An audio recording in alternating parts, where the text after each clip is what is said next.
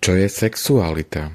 Sexualita je súčasť duševnej štruktúry človeka, plodivá sila smerujúca k reprodukcii, ale aj súčasť komplexu rodovej identity, emocionálnej náklonnosti, telesné vyjadrenie najhlbšej intimity. Je prakticky neudržateľné, aby sa človek rodil už s hotovými sexuálnymi predstavami, túžbami. Sexualita sa teda intenzívne vyvíja najmä prvé roky života človeka. Ide o psychosexuálny vývin, pretože psychický a sexuálny vývin človeka sú neoddeliteľné. Tvoria ju faktory biologické, psychologické, sociálne, ekonomické, kultúrne, etické, právne, náboženské, spirituálne. Sú v nej vyjadrené vzťahy, vrátane vzťahu k sebe samému, hodnoty, presvedčenia, túžby, správanie, roly. Ľudská sexualita je súčasťou komplexného psychického obrazu jedinca. Čo je sexuálna preferencia? Sexuálna preferencia, orientácia, je výsledkom formovania psychického pohlavia, a to rodičmi, jadrová pohlavná identita, kultúrnymi normami a sociálnymi očakávaniami, pohlavná rola a zvnútornenia týchto vplyvov. Ďalej, osobné vzťahové skúsenosti s primárnymi mužskými a ženskými vzormi a ich vzájomným pôsobením a nakoniec výsledkom vlastných predstav či predstav akceptovaných autorít o tej ktorej sexualite. Vznik ľudskej sexuality sa veľmi málo skúmal komplexne. Do popredia sa posledné 10 ročia dostávali výstupy biologických štúdií, ktoré produkovali množstvo hypotéz, z ktorých dodnes ani jednu nie je možné nazvať faktom. V odbornej verejnosti prevláda úzus, aby sa už tom nevrtalo. Takto je to dobré, uzavreté aj politicky, kultúrne. Sú zvieratá homosexuálne?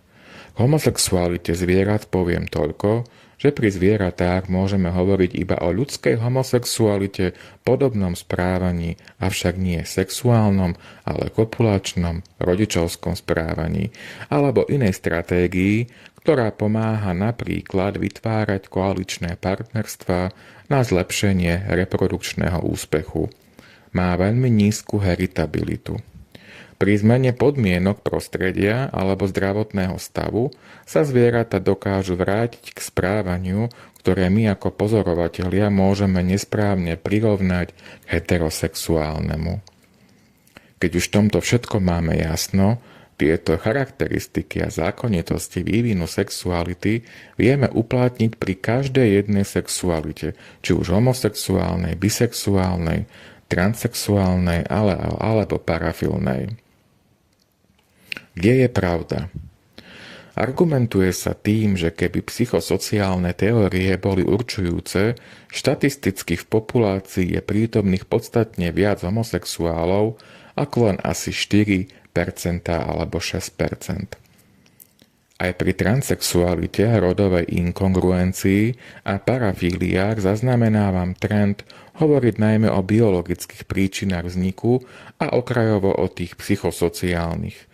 Budí to dojem, že sú nepodstatné, nezaujímavé alebo sú výsledkom snahy vyhýbať sa psychologizovaniu psychiatrických diagnóz alebo psychických stavov. Dosiaľ známe biologické a psychosociálne hypotézy o vzniku a vývine ľudskej sexuality sú nepotvrdené, nepodložené, nevyvrátiteľnými faktami, nedokázateľne spojiteľné s vývinom psychickej sexuality človeka, pretože vplyvy sú komplexné s nepredvídateľným výsledným dopadom na ľudskú dušu vďaka rozsiahlej interindividuálnej aj intraindividuálnej neuropsychickej variabilite ľudského individua. Pravdepodobne sú základy sexuálnej orientácie položené v skorých vývinových medzníkoch života a tvoria komplex genetických, biologických a sociálnych faktorov, ktoré prispievajú k jej ďalšiemu rozvoju. Aký je môj postoj? Dnes už máme vedomosť o tom, že niektoré biologické zmeny a zmeny mozgu sa dejú, zrejme epigeneticky, práve pod vplyvom rôznych prístupov k človeku, obrazov identifikačných vzorov, aj vzťahov, zjavnej traumatizácie, podvedomých diskrétnych zranení a tak ďalej, ktoré tento človek nasáva, vníma od detstva a ktoré sa zrkadlia v jeho sebaobraze, túžbách, predstavách a potrebách. Tým sa stávajú relatívne nemennou súčasťou identity človeka, fixujú sa. Napriek relatívnej nemennosti sexuality fyzicky viac ako 10 rokov dospelého človeka vynechať z jej vývinu a formovania psychosociálne vplyvy je čistý amatérizmus alebo účelovosť v odborných kruhoch.